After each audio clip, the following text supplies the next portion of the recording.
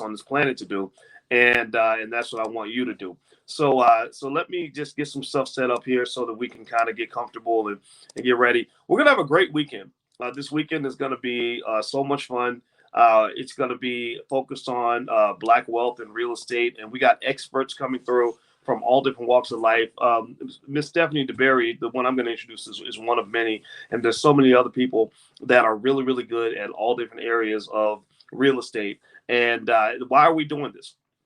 Well, first of all, you guys may know. Let me ask you: has anybody give me a yes or no if you've ever heard me talk about the three pillars of wealth? If you've ever heard me talk about the three pillars of wealth, the three pillars of wealth are stock investing, entrepreneurship, and real estate. Those are the three pillars of wealth.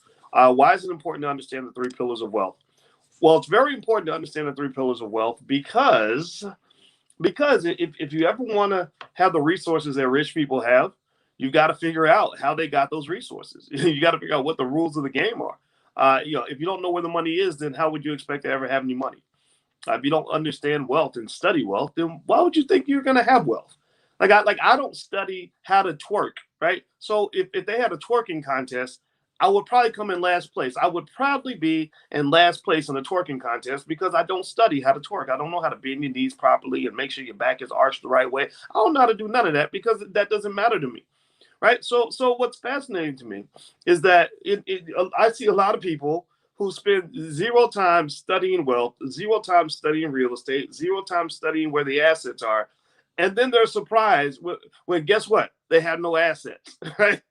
So I will just say to you that if you want to get good at anything, just know in your community, you've got experts all over the place that know how to do all kinds of stuff. These experts are readily available. We have a bunch of them here in the Black Business School joining us this weekend for Black Real Estate Weekend.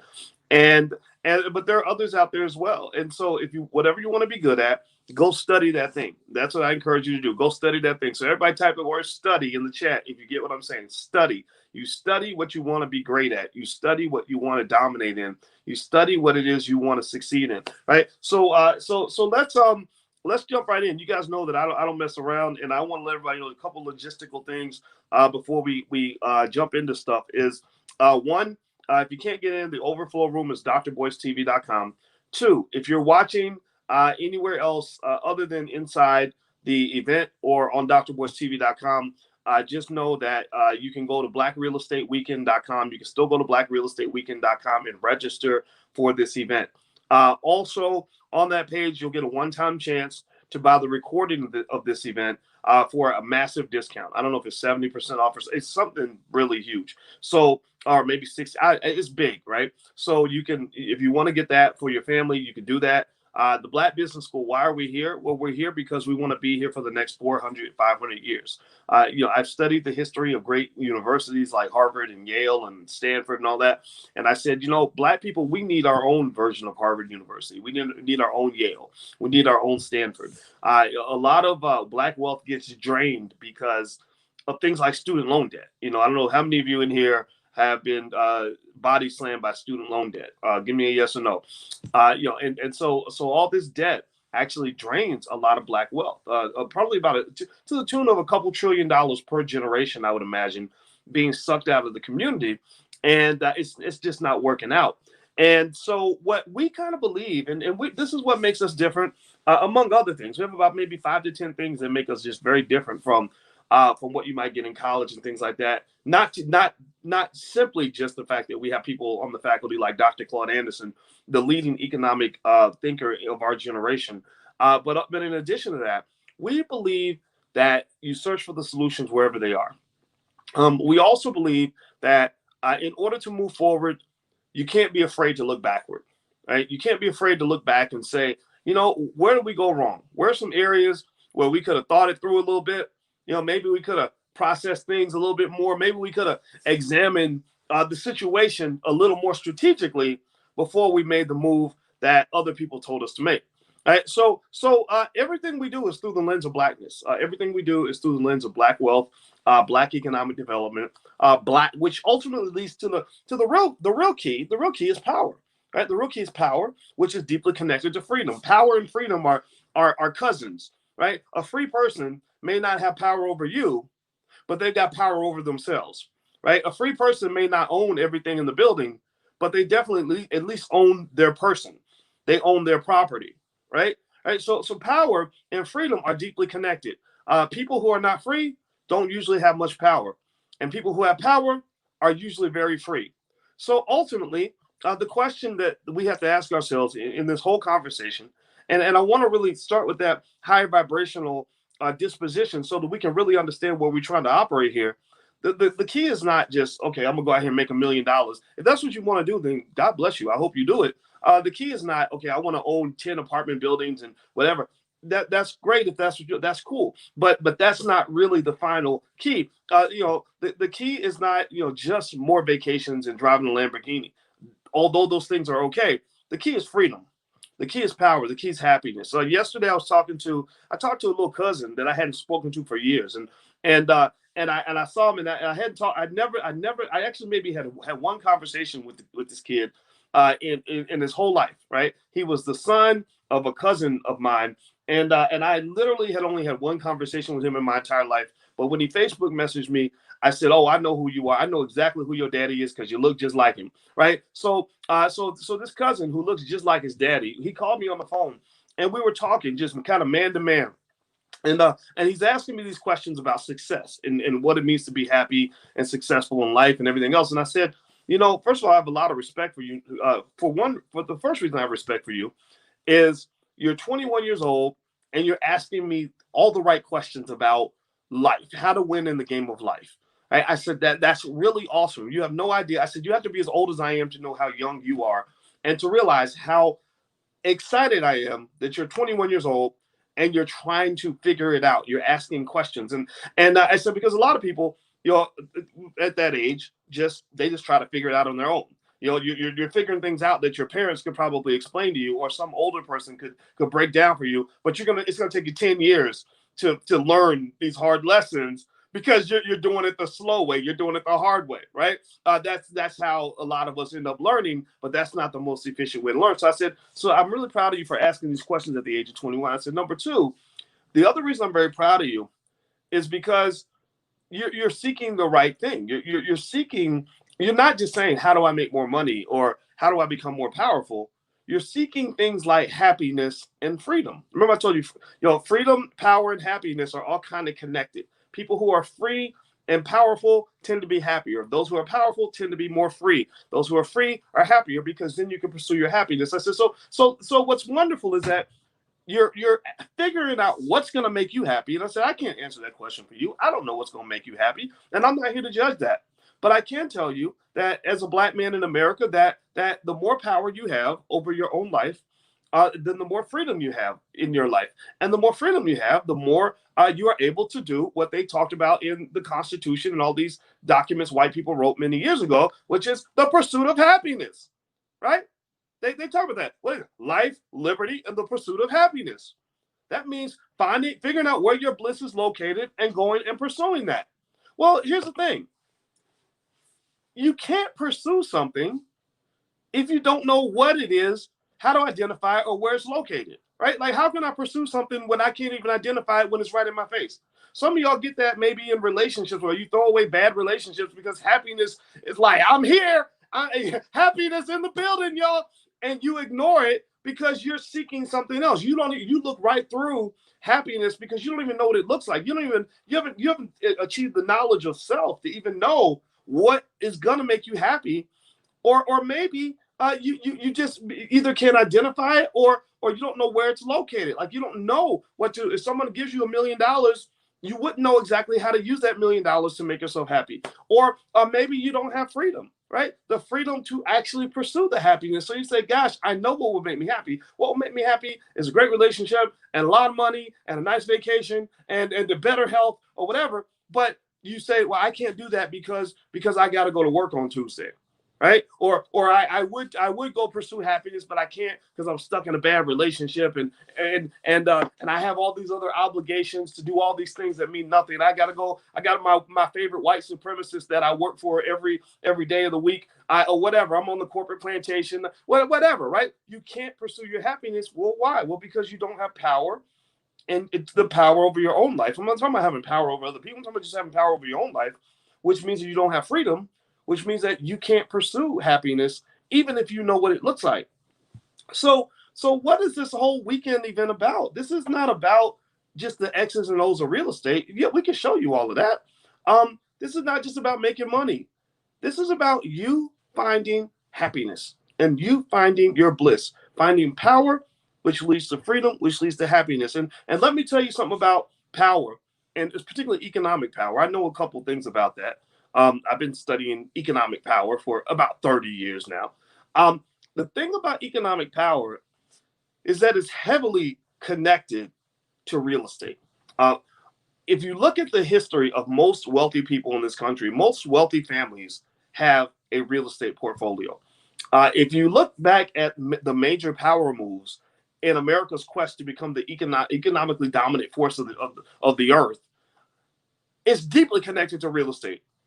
It's not just connected to real estate and land ownership as a functional task for the achievement of power. It's also connected to real estate and land ownership as a core cultural value. Now we talked about happiness. Now we're talking about values, right? And when I consider and I think about how culture and values play a huge role in your wealth accumulation process, I ask myself, I listen very carefully when people talk, and I say to myself, I say, okay, what are your values? They always say, well, you can tell me what your values are, but if you show me where you put your resources and where you put your money and where you put your time, I can tell you what your values are.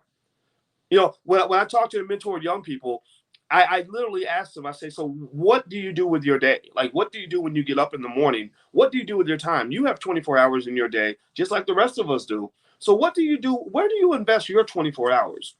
And when I listen, I say, okay, now that's telling me what your values are, what matters to you, what's important to you, right? So land ownership and the ownership of property in the accumulation of power, which leads to freedom, which can lead you to find your happiness. A lot of this comes down to culture and values. I'll give you an example. I have a friend who really wanted as a core cultural value. Her mama raised her to believe that owning property was literally the most important thing she could ever do in her life. Her mother told her that anybody that wants to have freedom should not be a renter.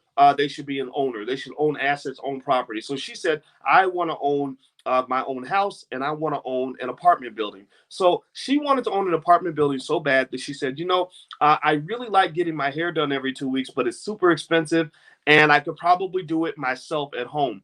And so she said, because owning property is really important, that's an essential task that I must complete. That's an essential skill I must have. That's an essential thing I must do.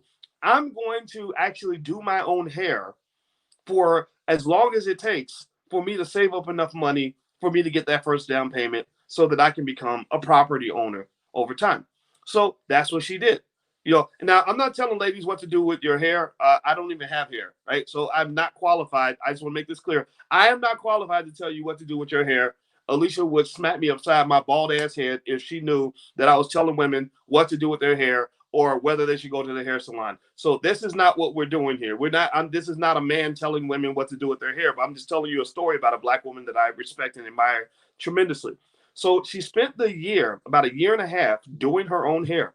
She still looked good. Everything was fine. She learned a few new tricks in the process, and she saved all that hair money instead of going down to that Korean, hair shop, because y'all know what it is in the hair industry. Right?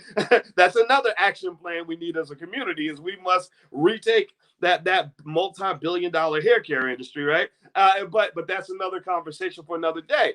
She goes and so instead of giving her money away to go get her hair done, she puts this money in an account and she saves it. And some of it she invests in stock and the stock value goes up.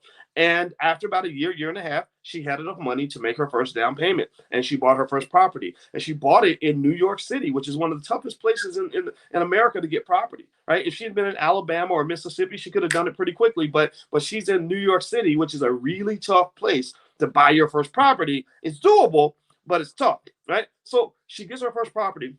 She buys the home. The home value in the time since she bought that house is probably tripled. almost, or something like that, or maybe gone up maybe 130% or something like that. So that was wealth she made on autopilot, and this is passive income. This is how rich people get richer. It's a myth to believe that the hardest working people are the ones who make the most money. That's simply not true. The people that make the most money are the people who figured out how to make money without actually working, and those are the people who own assets. So you want to give your children a little tip on being wealthy. Teach them to own assets, starting with real estate. So the value of the house shoots way up. Then she's able to take some of that equity from that house, and she then goes and says, my next step is I want to get some multifamily property. I want to own the building. I want to be the landlord. So she goes and she takes a big chunk of the equity and then goes and buys a multifamily property unit. And next thing you know, she's the landlord. She's getting the passive income every month. These white people don't even know they got a black woman as their landlord, by the way. She said that she had a property management company because she didn't want to explain to them. She didn't feel like taking the time to explain to them that black women own property too. She just had the property management company take care of everything. So when they finally find out after they paid her 5 years of rent that she's the landlord, they're usually quite surprised, right? Not that they're racist, but they're very surprised because they're not used to black women making those power plays. But now she's doing extremely well. She's probably a multimillionaire, and it's all because of where her core values were. Because remember, going back to the very beginning, she could have spent all that time going to the hair and the nail shop and investing in hair and nails. Instead, she invested in her power and her freedom and her happiness, and now she's got wealth, and she's able to pursue her happiness because of the power and the freedom that has been accumulated due to her economic choices. Now, do you understand what I'm saying here? Do you get what I'm saying? And give me a yes in the chat if you follow what I'm saying. I'm trying to help you understand that when we talk about wealth and economics, this is not just about X's and O's of the 401k versus the IRA versus the 403b versus the long-term portfolio asset allocation accumulation. No, man, this is about your happiness. This is about you figuring out within yourself what matters and how you can actually get to the point where you can live a relevant, meaningful life, right? Where you don't have to spend more time with your boss than you spend with your own kids. Just in case you didn't know, that's not normal. That it's not supposed to be that way, right? But maybe you think it's supposed to be that way because that's what somebody told you. But I'm just here, Uncle Boyce, Dr. Boyce is here to tell you that it ain't supposed to be like that. Now, let me kind of break a couple things down to you real quick as we begin this process. First of all, Black people have to go backward in order to move forward. Just last night I was doing a podcast on drboycetv.com about the Negro Leagues, and I saw that Major League Baseball has finally acknowledged the Negro Leagues as Major League Two. Like they finally have recognized that the Negro Leagues should be classified as the Major League. So they're going to include all the Negro League stats and the Major League stats and the records and everything else, finally recognizing great hitters like Satchel Paige and stuff like that, who literally could outswing Babe Ruth even on a bad day. But fine, whatever. Okay, so finally you're acknowledging greatness when greatness was already there. That really bothered me. I'm going to tell you the truth. I'm going to tell you why it bothered me a little bit. It bothered me because when I think about the Negro Leagues, I think about one of the most economically tragic events in all of American history. I think about the Negro Leagues and the celebration of Jackie Robinson to be the same way you think about the Pilgrims and celebrating Thanksgiving, right? You think of that Thanksgiving was good for you, but it wasn't good for me, right? Thanksgiving was good for the white people, but not so good for the Black and brown people, right? Thanksgiving, I can understand why you would celebrate Thanksgiving, but I don't know why I would celebrate Thanksgiving. So this economic version of Thanksgiving that took place from the Negro Leagues were pretty much sucked up and sucked into the Major League Baseball. I see that as a scenario where I say, wait a minute, hold on, wait. You mean in the Negro Leagues, we own the whole league, right? Now, 50, 60, 70 years later, we can't even own a piece of a team, right? So wait, in the Negro Leagues, we were the owners. And now we're kind of the renters. We went from being the bosses to being the employees. I don't understand. We went from being the producers to being the consumers. That's not a power play. That's called hustling backward. So what I believe is that when you think about Black people, you go deeper and you think about land ownership, and you consider the fact that Black people owned 15 times more land 100 years ago than you own today. You own 15 times more land 100 years ago than you own today. I just got to say it one more time so we can understand this. Consume this information. Consume this. 15 times more land 100 years ago than you own today, you got to ask yourself, what are we doing wrong? What are we doing wrong? Why are we hustling backward? And somehow we've been led to believe that that's the same as going forward. Backward and forward are not the same thing. East is not the same as west. North is not the same as south. And black wealth, it is very easy from where I sit to see exactly why black wealth is declining. And so what I want you to just kind of realize is that a lot of your solutions are out there. You're digging, you're searching for gold and buried treasure, but there is gold buried in your backyard. Gentrification is just one of many examples where the gold was always buried in your backyard, but you walk right past the gold every day. And then we got upset because somebody else saw the gold and came in and bought it. A lot of these neighborhoods that are gentrified today, where they put the Whole Foods and the Starbucks and the dog park, and you know what's coming after that, right? The hippies are coming after that. A lot of these neighborhoods, that property could have been bought for pennies on the dollar. Pennies on the dollar.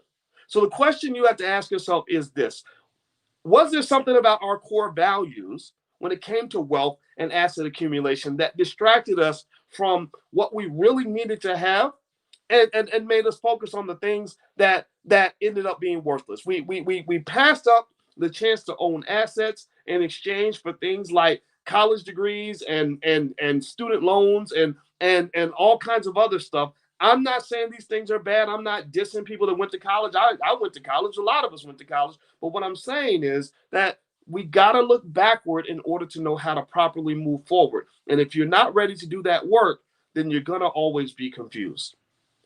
Okay? Are we on the same page? Give me a yes if you understand what I'm saying. Give me a yes in the chat if you're with me on this. If you follow what I'm arguing here, the point I'm making.